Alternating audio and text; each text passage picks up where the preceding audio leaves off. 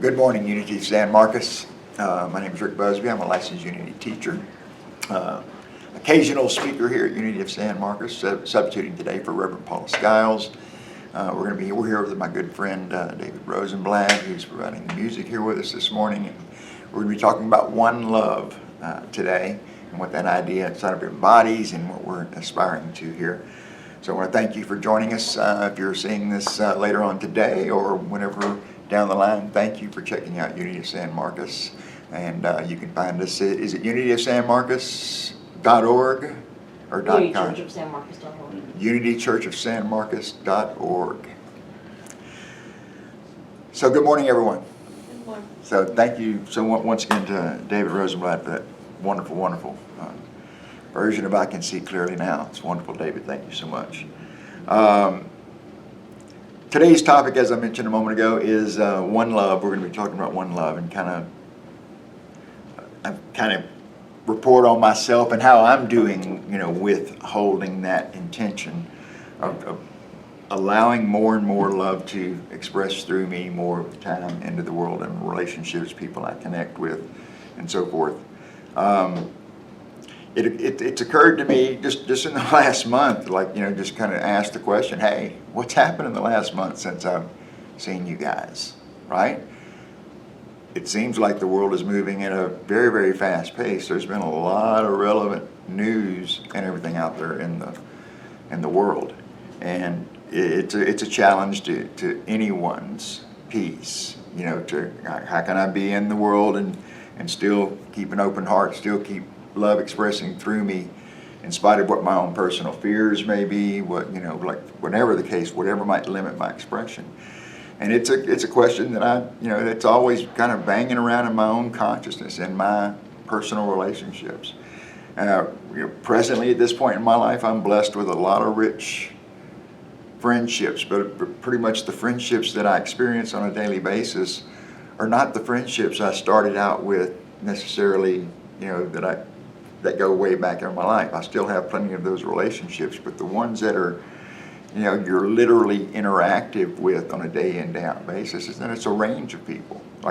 There's no way that I, consciously selected this group of people. It's the result of people who kind of show up in our lives and everything, and they come from all kinds of ways that we find that we're interconnected and interdependent with one another, and that it is important that we acknowledge those relationships in our lives, that are recurring and everything, and that we, know the person's name who's providing this interdependent service, and kind of being aware that, what their role is in facilitating all of this for us, and that we are all one, and we are interdependent. There's no such thing really as independence, like in a pure sense, because we are all connected. We are all, interdependent with one another. And it's important what I choose and how I respond or react in the course of a day, because it's not just the effects of the people that are in immediate earshot of my reaction or my response and everything, is that whichever way I'm oscillating, those things are going to have repercussions and consequences down the line. And then it becomes incumbent upon me to be consciously aware of choosing in the direction of love to the best of my ability, but really more so to the best of my willingness, because my ability ultimately is potentially unlimited, right? Because we're created in the image and likeness, and so our possibility, our potential, is always further than our grasp of it. And so but we bring that willingness to the table. That's the more important component. And the way I want to frame today's talk is kind of around 3 of the 12 powers principally. And they are the kind of, the ones here that kind of come together in the calendar year, the Unity calendar year, and that's the power of imagination, the power of understanding, and the power of will. Okay? Charles links these 3 together in his writings and the way that he frames these things. In fact, if y'all have ever seen that little diagram that kind of places the 12 powers at various points in the body, so this power of love is here, and the power of power is in our throat area, and so forth. 3 of the powers are kind of placed at the front part of our brain, basically, first part of our head there. And those are these three powers: imagination, understanding, and will. Imagination we've talked about in the past. I think we even talked about it in June. But that's our projecting power. That's our imagination. When you, it's like you're pure, you get stimulus in, you process it, and you project into the world, one way or another, right? And so we're doing that through the power of our imagination. Just like we referenced a while ago in the opening of the Olympics and the spectacular show that was organized around the song Imagine. And what an imaginative creation that was. And what is our potential? And it's like that was pretty spectacular from the reports that I have heard about it.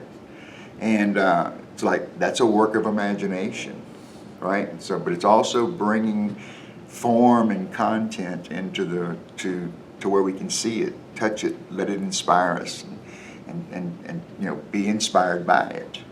And so that power of imagination is just like that display at the Olympics. It's a projection into the world. And we couple that with the power of understanding. I believe we talked about the power of understanding and the twin powers here recently. And the power of our understanding is, it's actually the power that helps us to achieve what Charles calls mastery and dominion over our lives. That is our power of understanding, our capacity to know that we know. And it's not an intellectual process. That's more of our power of judgment and discernment and wisdom. But that power of understanding is a more grounded, intuitive, it's kind of connected to source. It helps us to derive meaning from our lives, gives us a sense of purpose, because we know at that power of understanding that we are connected to source. It's very, very powerful because it allows us to, once again, achieve mastery and dominion over our lives. And that was the power of the month. That's actually the power of the month for the calendar month that we're in right now. But as we, 3 days from now, we go into another calendar month, you're kind of bringing another one into focus, and that power is that third power, the power of will, which is our executive power. That is the power that we engage when we're choosing between love and fear. We're using the power of our will when we're choosing, between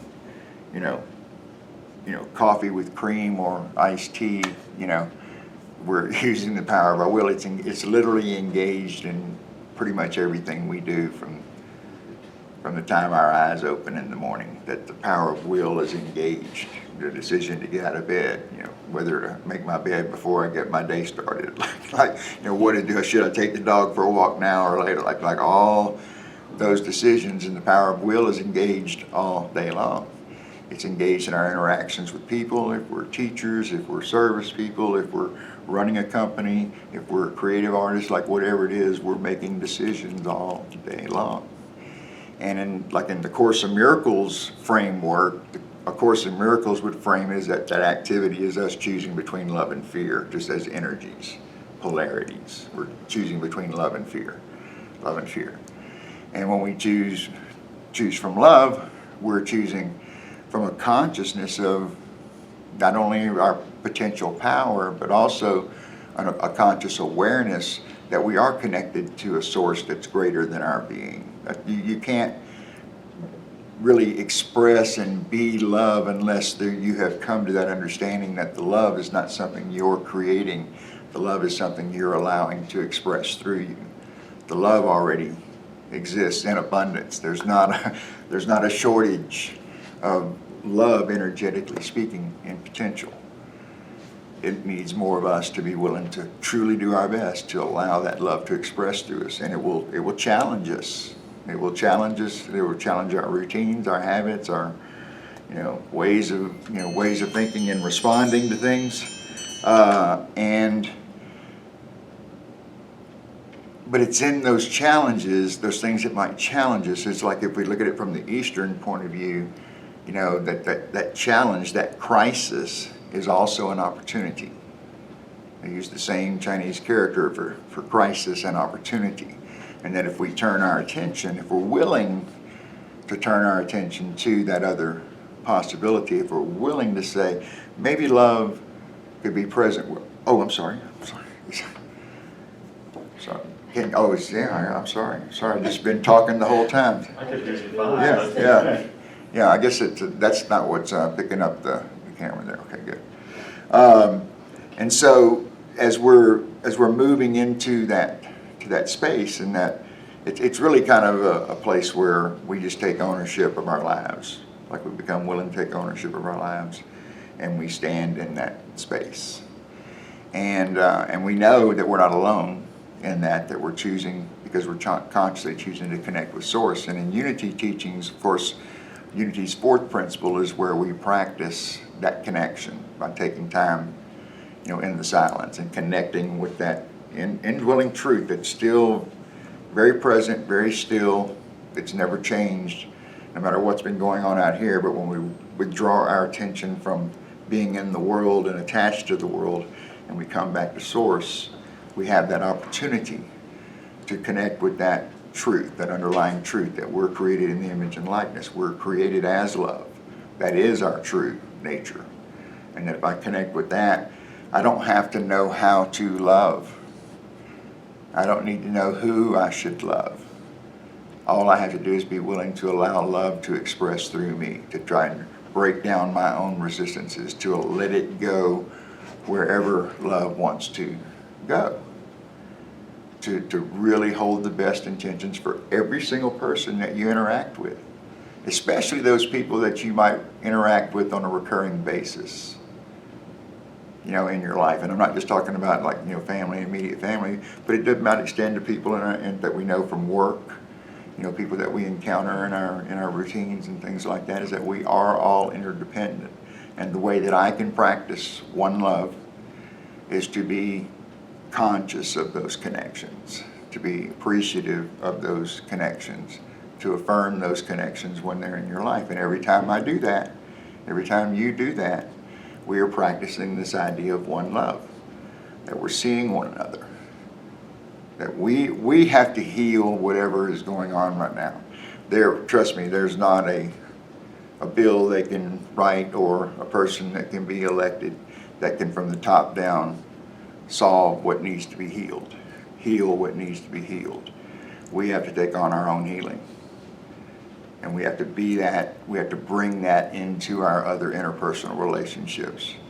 Because as I heal, so does my brother, so does my sister. Every one of us that moves towards healing takes a little bit of the weight off of the collective, because we're healing what is holding us back. And so every time I see someone, especially people that might challenge me, there are certainly personalities in all of our lives that are gonna, tweak our thing, that's a real thing. But the response is the same even in those circumstances. That if I really want to practice the one love and want to see that I'm interconnected with everybody, and that my response to this person, to this circumstance, does have meaning in the bigger picture, and that if I'm willing to have love expressed through me into this situation, of course, the miracle says, there are no real miracles. The real miracle is the love that inspired the miracle. Love is the miracle. And we are created in the image and likeness of that love that created the world. So as we are love, the variable is how are we doing with expressing our true nature? How are we doing? How am I doing? It's like that's a question we have to ask ourselves on an ongoing basis. And it's part of this whole idea that was around the daily word today, that alive, like claiming I am alive. There is a divine vitality, moving through my experience, and I can have my life be transformed if I'm willing to allow love to renew my mind. Be ye transformed by the renewing of your mind. And that we bring that to the altar. Our understanding, the power of our understanding lets us know that's true. I do need to let go of this. I do need to release this. This thing is in my way. It is. I know that it's limiting my expression, but I'm just not ready to let go. Just not ready to let go. And then when I become willing to let go and that is released, that's an action of love. That's a conscious decision for me to say, let love heal that heal. I'm going to stop commiserating about this because clearly I don't have a solution to it. Because if I had a solution, I would have resolved it on my own a long time ago. So I have to release it to love and allow love to express into that situation. Love will do the healing. My part is to be willing to let love express through me, which is the same thing as saying, when faced with that opportunity of choosing between love and fear, if you consciously know that you're choosing between love and fear, that there's no doubt that you would choose love. That you would have to trust that. And that's what we practice, is that choosing love to the best of our ability, knowing we're not going to do it perfectly, but being willing to be conscious of when we choose otherwise, and be willing to, in the words of A Course in Miracles, choose again. Choose again. And the only choice is love. Like really when we're in a conscious mode, the only true choice is, because we know then that we're in cooperation with that divine vital energy that helps us to keep, stay awake and alive. We were talking about another song before the show, Peter Gabriel's In Your Eyes, and he uses that idea of awake and alive. That expresses that vitality. I'm awake, I know I'm awake, and I know I'm alive, and that's a peak moment for us. That's part of our transformation, to allow that into our consciousness. And when we do, vital life energy comes into it. That's what the promise is. That's what the daily word's about. Divine life flows through me. Divine love flows through me. I don't have to make sure I've got enough love in my reserve to dispense out. I've only got so much, right? No, that's me thinking that it's something that I'm creating. I'm not creating love. I'm a vessel. And we get into that cooperation with Spirit, because we are co-creating whether we are conscious about it or not. So if I become conscious about it and I know the conscious choice is to choose love, then I want to be a co-creator from love. And it's in our daily interactions is what I'm finding in my own experience, is where the inspiration is for me in my daily interactions with people to be present. To be present. That's what I'm encouraging in my own self, still finding the language, to navigate that. But into that context of one love. Because it's not just about me. I don't have to do anything. Right? All I have to do is be willing to let love express through me. That's the one decision. And then as I encounter in my experience, in each encounter, it's like, what would love do? What would love do in this situation? So, it's an ongoing process. But I am willing to take the course because I trust that truth is being revealed. And it's revealed from within. The truth is within you. The truth is in Diane. The truth is within each one of us, not just here in this room or listening, at home. The truth is within everyone. It is literally not out there. It's within.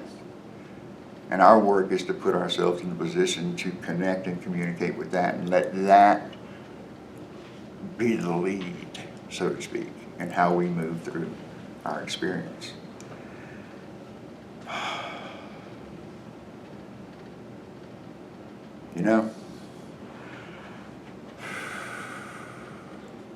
I think right now, David, it's a perfect time. It feels like it's a perfect time to begin to just, transition into our meditation. It's like Spirit is already here.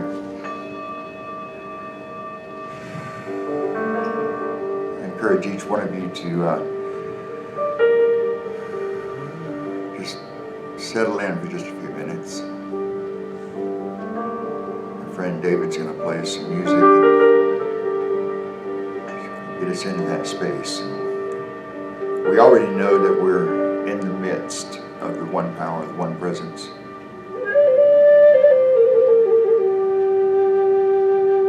The one power, the one presence. The power and presence of love. That one love that creates all life in the universe.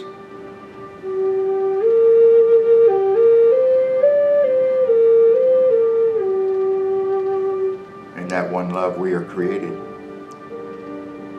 We are created as that one love.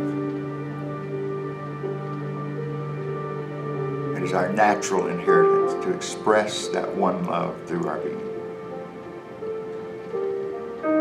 And so we turn our attention and our intention inward into that indwelling Christ presence, that master teacher, to communicate to me, communicate to you. What is ours to do? What is ours to do to help to express that one love into the world?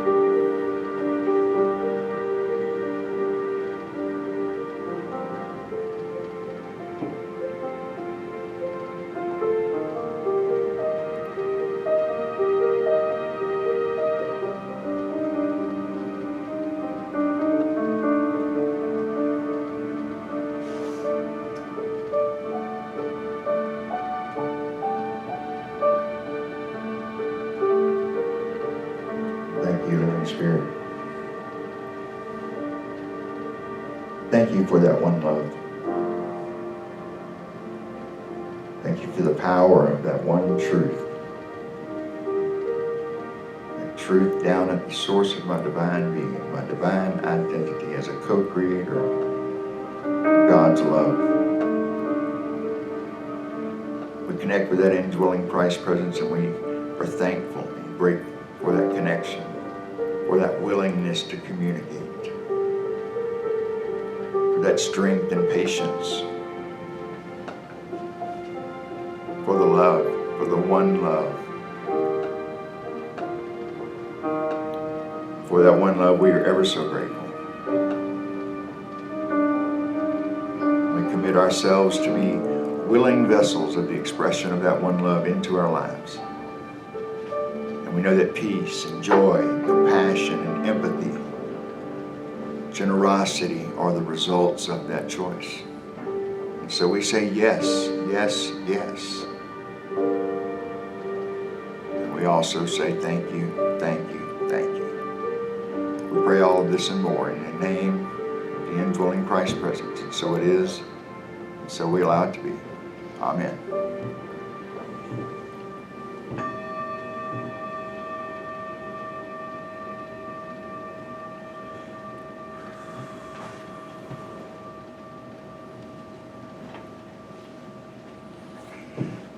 Thank y'all so much for joining us at Unity of San Marcos today, and we will, it should be picking up on the thing, I'm sorry. Yeah, I think it should be picking up on there, but thank you all for joining us at Unity Church of San Marcos today, and we hope to see you all very soon. Be safe out there. Peace.